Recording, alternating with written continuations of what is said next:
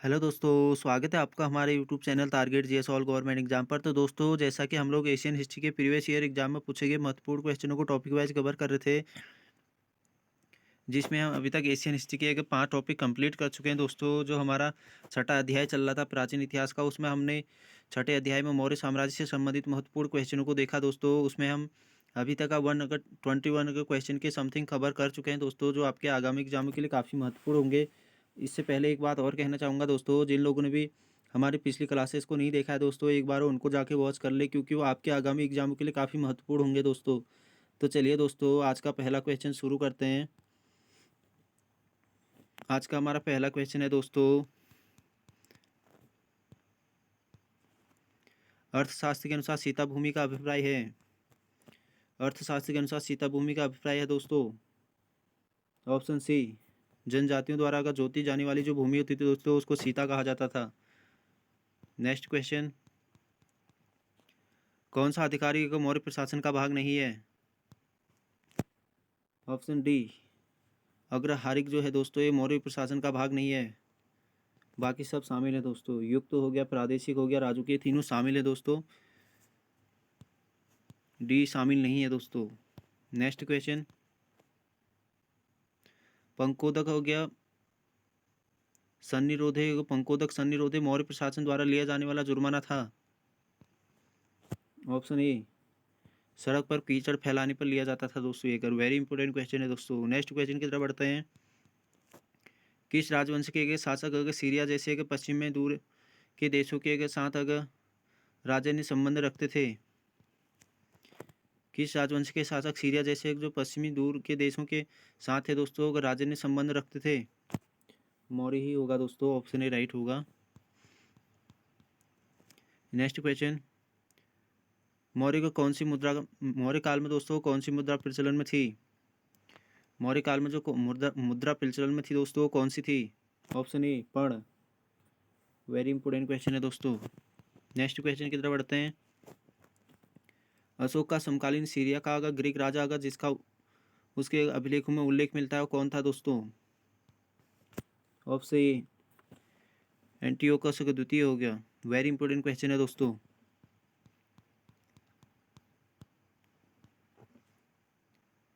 किनका अशोक के अभिलेख में उल्लेख हुआ है। अशोक के अभिलेख में किनका उल्लेख हुआ है दोस्तों। ऑप्शन डी, ऑप्शन बी माफी चाहूंगा दोस्तों, चोल हो गया, सातवें पुत्र हो गया दोस्तों, चेर एवं पांड्या का उल्लेख हुआ है दोस्तों अशोक के अभिलेखों में। नेक्स्ट क्वेश्चन की तरफ बढ़ते हैं। अशोक के किन अभिलेखों से यह स्पष्ट होता है कि उसने अपने समकालीन शासकों के साथ मैत्री संबंध बनाए थे। अशोक के किस अभिलेख से स्पष्ट होता है दोस्तों कि उसने अगर मौर्य के साथ अगर माफी चाहूंगा दोस्तों, अपने समकालीन शासकों के साथ अगर मैत्री संबंध बनाए थे। ऑप्शन ए 13वें शिलालेख दोस्तों, 13वें शिलालेख में उसके कलिंग विजय का भी उल्लेख मिलता है दोस्तों अशोक के। नेक्स्ट क्वेश्चन, कौन सा अशोक के साम्राज्य का भाग नहीं था। इनमें से कौन सा अशोक के साम्राज्य का भाग नहीं था दोस्तों। वेरी इंपॉर्टेंट क्वेश्चन है। ऑप्शन ए कामरूप जो था दोस्तों, ये अशोक के साम्राज्य का भाग नहीं था। बाकी सब अशोक के साम्राज्य के भाग थे दोस्तों। कलिंग हो गया, कर्नाटका हो गया, कश्मीर हो गया, ये तीनों अशोक के साम्राज्य के भाग थे दोस्तों। वेरी इंपॉर्टेंट क्वेश्चन है दोस्तों ये भी। नेक्स्ट क्वेश्चन की तरफ बढ़ते हैं। अशोक के निम्नलिखित अभिलेखों में से किस में एक दक्षिण भारतीय राज्यों का उल्लेख हुआ है। अशोक के किस अभिलेख में दोस्तों दक्षिण भारत के राज्यों का उल्लेख हुआ है। वेरी इंपॉर्टेंट क्वेश्चन है दोस्तों। ऑप्शन बी द्वितीय अभिलेख में दोस्तों। नेक्स्ट क्वेश्चन, अशोक के साम्राज्य के अंतर्गत अगर कौन से सम्मिलित था। बताना है दोस्तों, अशोक के साम्राज्य के अंतर्गत कौन से सम्मिलित थे दोस्तों। कर्नाटका सम्मिलित था दोस्तों, ऊपर भी देख चुके हैं दोस्तों। नेक्स्ट क्वेश्चन की तरफ बढ़ते हैं दोस्तों। क्वेश्चन नंबर 133, कौन अशोक के शासन काल में अगर सौराष्ट्र का गवर्नर था। वेरी इंपॉर्टेंट क्वेश्चन है दोस्तों। कौन अशोक के शासन काल में सौराष्ट्र का गवर्नर था। ऑप्शन ए दुशासक जो था दोस्तों, ये अशोक के शासन काल में सौराष्ट्र का गवर्नर था। वेरी इंपॉर्टेंट क्वेश्चन है दोस्तों, यूपीसीएस में पूछा गया है। अशोक का अगर समकालीन अगर तुर्मे कहाँ का राजा था। अशोक के जो समकालीन तुर्मई शासक था दोस्तों, ये कहाँ का शासक था?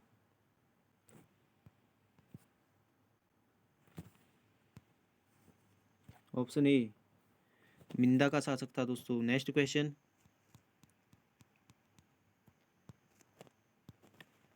वह यूनानी शासक जिसको चंद्रगुप्त मौर्य ने पराजित किया था, कहाँ से शासन कर रहा था दोस्तों?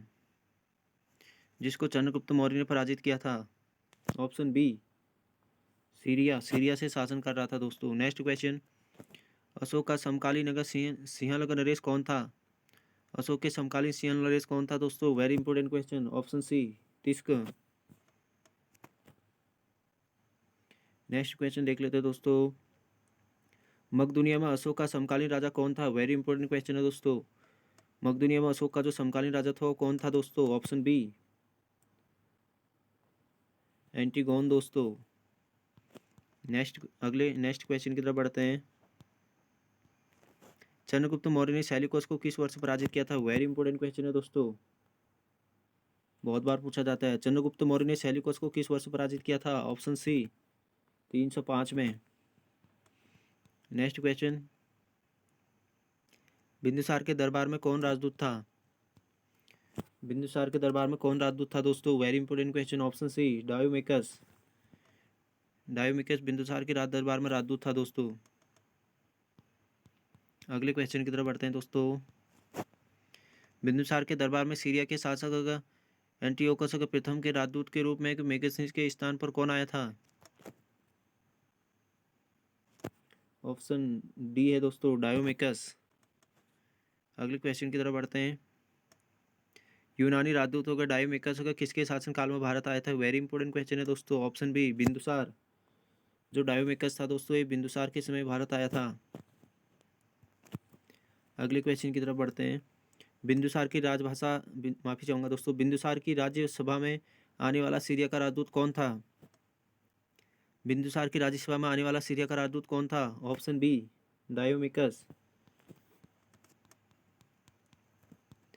अगले क्वेश्चन की तरफ बढ़ते हैं, अशोक के किस शिलालेख में एक चोल पांड्या केवल केरल पुत्र हो गया दोस्तों और सती पुत्र को पड़ोसी शक्तियों के रूप में उल्लेखित किया गया है? वेरी इंपॉर्टेंट क्वेश्चन है दोस्तों। ऑप्शन बी 13वें शिलालेख में दोस्तों। ऊपर भी देख चुके हैं दोस्तों इस क्वेश्चन को हम।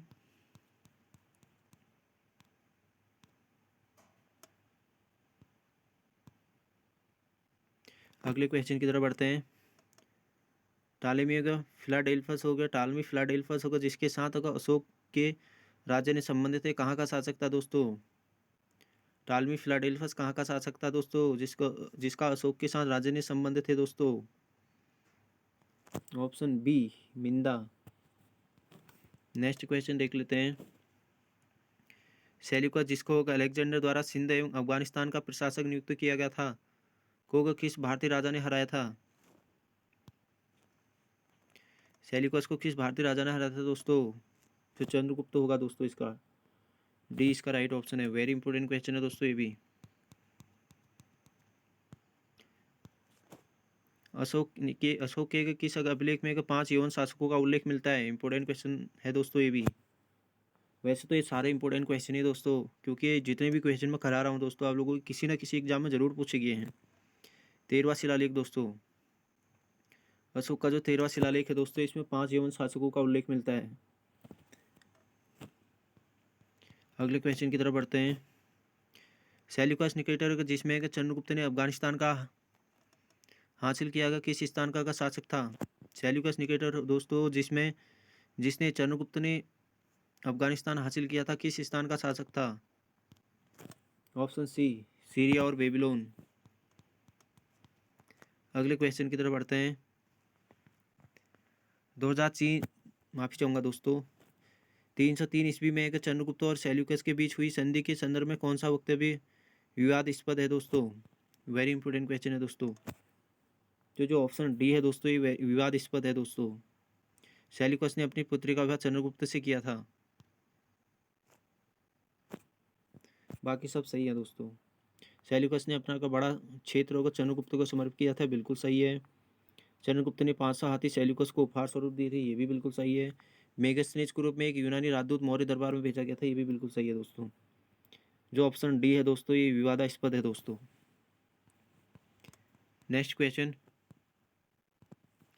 अशोक का समकालीन मिस्र का राजा का कौन था? अशोक के जो समकालीन मिस्र का राजा था दोस्तों, वो कौन था? वेरी इंपॉर्टेंट क्वेश्चन है दोस्तों, ऑप्शन डी, टालमी फिलाडेल्फस दोस्तों। नेक्स्ट क्वेश्चन की तरफ बढ़ते हैं। कौन सा क्षेत्र अशोक के साम्राज्य में सम्मिलित नहीं था?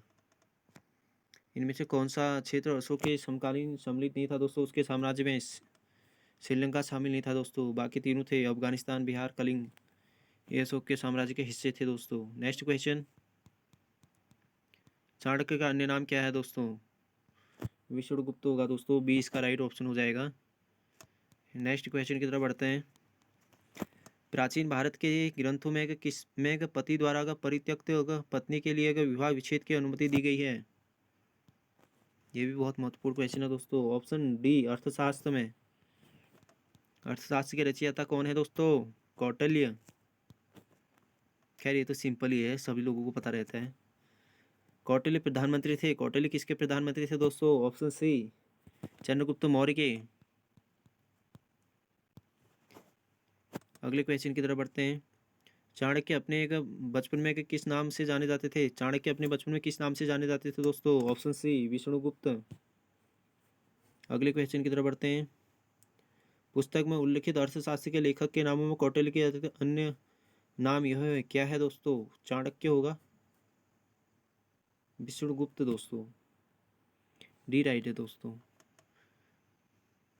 अगले क्वेश्चन की तरफ बढ़ते हैं। कौटिल्य महामंत्री थे दोस्तों, किसके महामंत्री थे दोस्तों? ऑप्शन ए, चंद्रगुप्त मौर्य के।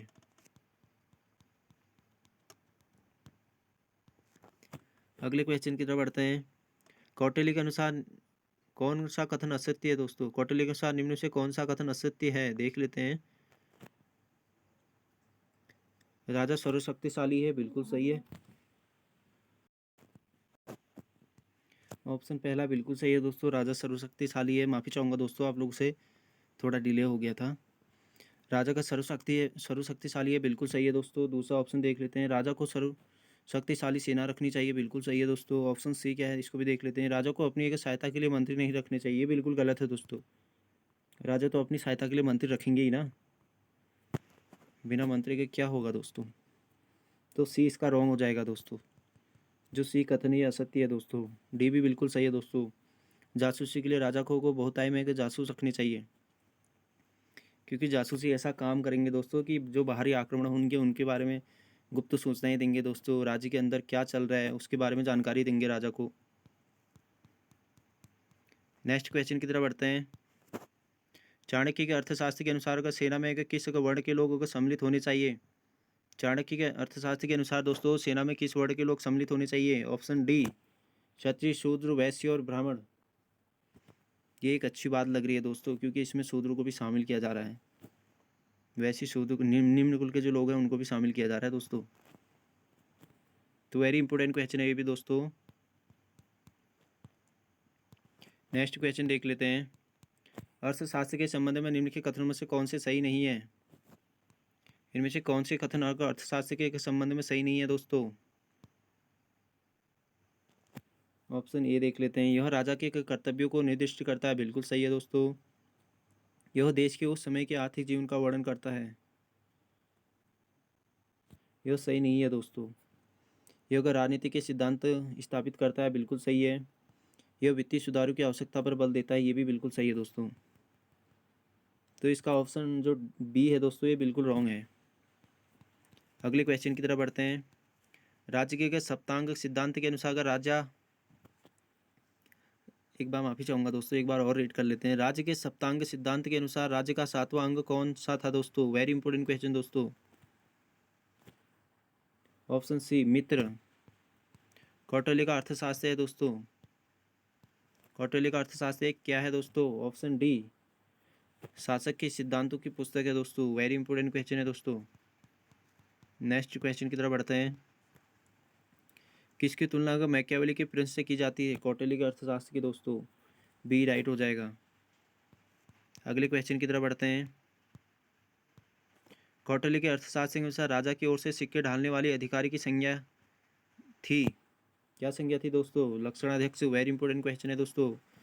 कौटिल्य के अर्थशास्त्र के अनुसार जो राजा की ओर से एक सिक्के ढालने वाला अधिकारी होता था दोस्तों, लक्षणाध्यक्ष होता था।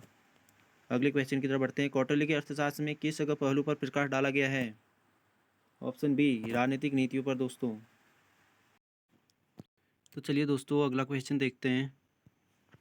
अगला क्वेश्चन है, कौटिल्य के अर्थशास्त्र में किस पहलू पर प्रकाश डाला गया है? तो बी इसका राइट ऑप्शन हो जाए दोस्तों। राजनीतिक नीतियों पर प्रकाश डाला गया है दोस्तों कौटिल्य के अर्थशास्त्र में। नेक्स्ट क्वेश्चन की तरफ बढ़ते हैं। किस विषय पर कौटिल्य के अर्थशास्त्र में न्यूनतम जानकारी मिलती है? वेरी इंपॉर्टेंट क्वेश्चन है दोस्तों। कौटिल्य के अर्थशास्त्र में न्यूनतम जानकारी किसकी मिलती है दोस्तों? ऑप्शन बी, व्यापार मार्गों की न्यूनतम जानकारी मिलती है दोस्तों। नेक्स्ट क्वेश्चन, कौटिल्य के अर्थशास्त्र में उल्लिखित अगर संस्था शब्द का संबंध किससे था? वेरी इंपॉर्टेंट क्वेश्चन है दोस्तों। ऑप्शन बी, गुप्तचर व्यवस्था से था दोस्तों। गुप्तचर व्यवस्था से संबंधित था दोस्तों जो संस्था थी कौटिल्य के अर्थशास्त्र में मिलता है जिसका उल्लेख। अगले क्वेश्चन की तरफ बढ़ते हैं। अर्थशास्त्र में कितने के तीर्थों को पदाधिकारी का उल्लेख मिलता है? वेरी इंपॉर्टेंट क्वेश्चन है दोस्तों। Option C, 18। अगला क्वेश्चन देखते हैं। कौटिल्य अर्थशास्त्र के कितने के अधिग्रहण में विभाजित है दोस्तों? ये भी महत्वपूर्ण क्वेश्चन है दोस्तों। Option D, 15। अगले क्वेश्चन की तरफ बढ़ते हैं। किसने यह कहा कि चंद्रगुप्त मौर्य ने 6 लाख के सैनिकों की सहायता से संपूर्ण भारत पर आक्रमण कर और अधिकार कर लिया था दोस्तों? किसने कहा था दोस्तों कि चंद्रगुप्त मौर्य ने 6 लाख की सेना के साथ संपूर्ण भारत को लौट डाला था दोस्तों? तो ऑप्शन सी, प्लूटार्क का है दोस्तों यह कथन। वेरी इंपॉर्टेंट है दोस्तों, यूपीपीसीएस में पूछा गया ये भी। नेक्स्ट क्वेश्चन की तरफ बढ़ते हैं। सूची 1 को सूची 2 के साथ सम्मिलित करना है दोस्तों, तो इसका बी राइट होगा दोस्तों। फिर भी एक बार देख लेते हैं, मिला लेते हैं अच्छे से।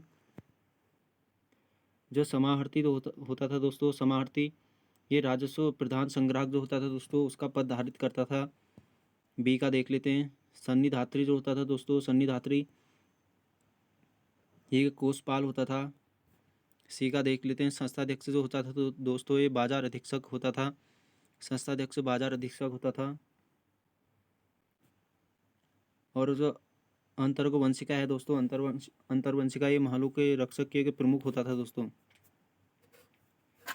महलों के जो रक्षकों का प्रमुख होता था दोस्तों अंतर्गवंशिका होता था। वेरी इंपॉर्टेंट क्वेश्चन है दोस्तों ये, एक बार आप भी इसको मिला लीजिएगा दोस्तों, क्योंकि इस तरह के जो कूट वाले क्वेश्चन होते हैं दोस्तों ये बहुत सारे एग्जाम में पूछे जाने लगे हैं। क्योंकि दोस्तों एग्जाम का जो पैटर्न है वो पहले से काफ़ी बदल चुका है। नेक्स्ट क्वेश्चन की तरफ बढ़ते हैं। यूनानी रोमन का साहित्यिक एक सैंड्रो कोटस का समीकरण किसने एक चंद्रगुप्त मौर्य से किया है? कौन यूनानी एक साहित्यकार है दोस्तों जिसने एक सैंड्रो कोटस का समीकरण चंद्रगुप्त मौर्य से किया है? वेरी इंपॉर्टेंट क्वेश्चन है भी। Option D, William Jones. अगले क्वेश्चन की तरफ बढ़ते हैं। सैंड्रो कोटस से एक चंद्रगुप्त मौर्य की पहचान किसने की थी?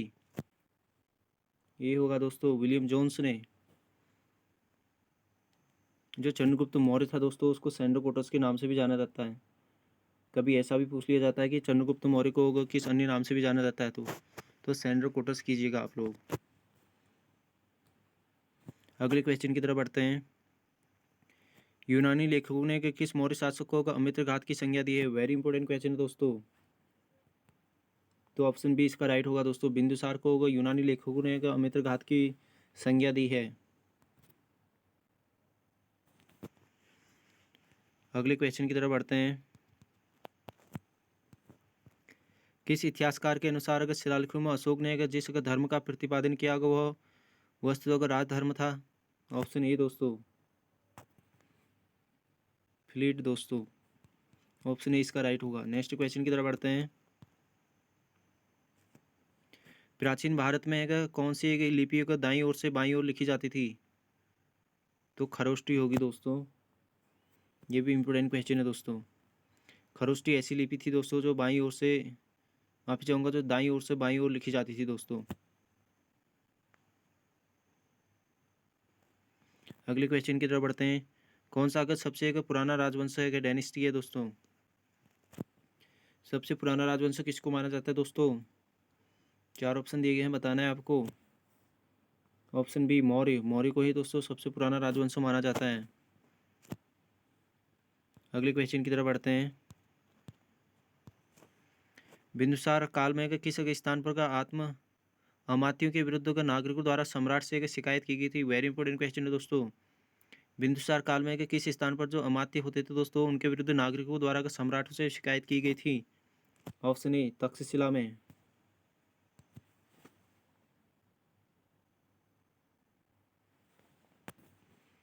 अगले क्वेश्चन की तरफ बढ़ते हैं।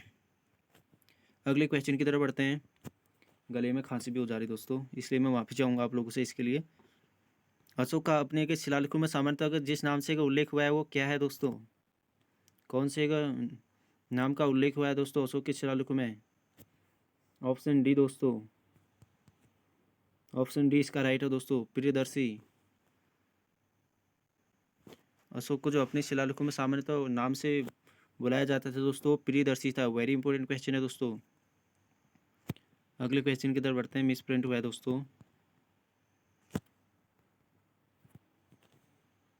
अगला क्वेश्चन देख लेते हैं दोस्तों। जैन ग्रंथों में उल्लिखित होगा संप्रति होगा कि द्वितीय राजधानी किस नगर में मानी जाती है?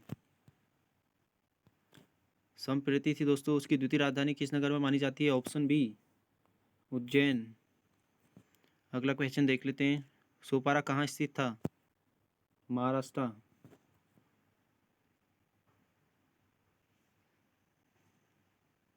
सुर पार्क का बंदरगाह कहाँ स्थित है दोस्तों? वेरी इंपॉर्टेंट क्वेश्चन है दोस्तों।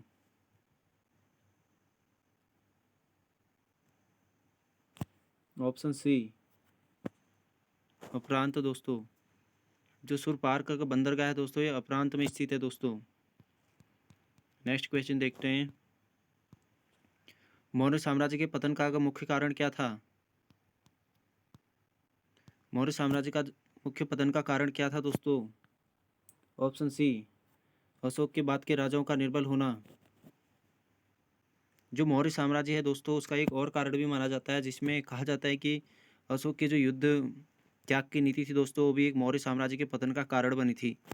क्योंकि जब अशोक ने कलिंग विजय किया था दोस्तों, उस समय इसने युद्ध न करने की एक प्रतिज्ञा ले ली थी दोस्तों, जिसके बाद जो आने वाले राजा थे दोस्तों काफ़ी कमज़ोर हुए, इसलिए मौर्य वंश का पतन हो गया था दोस्तों। तो चलिए दोस्तों अगले क्वेश्चन की तरफ बढ़ते हैं।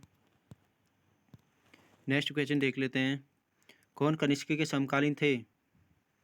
इनमें से कौन कनिष्क के समकालीन थे दोस्तों? ऑप्शन बी दोस्तों अश्वघोष होगा, नागार्जुन और वसुमित्र, ये कनिष्क के समकालीन थे। वेरी इंपॉर्टेंट क्वेश्चन है दोस्तों ये भी। चंद्रगुप्त मौर्य ने अपने अंतिम दिन कहाँ बिताए थे? चंद्रगुप्त मौर्य ने अपने अंतिम दिन कहाँ बिताए थे दोस्तों? ऑप्शन डी श्रवण बेलगोला में। अगले क्वेश्चन की तरफ बढ़ते हैं। चंद्रगुप्त को मौर्य के गुरु कौन थे दोस्तों? वेरी इंपॉर्टेंट क्वेश्चन है दोस्तों। चंद्रगुप्त मौर्य के गुरु कौन थे? Option A Bhadrabahu. IAS में पूछा गया है दोस्तों एक क्वेश्चन।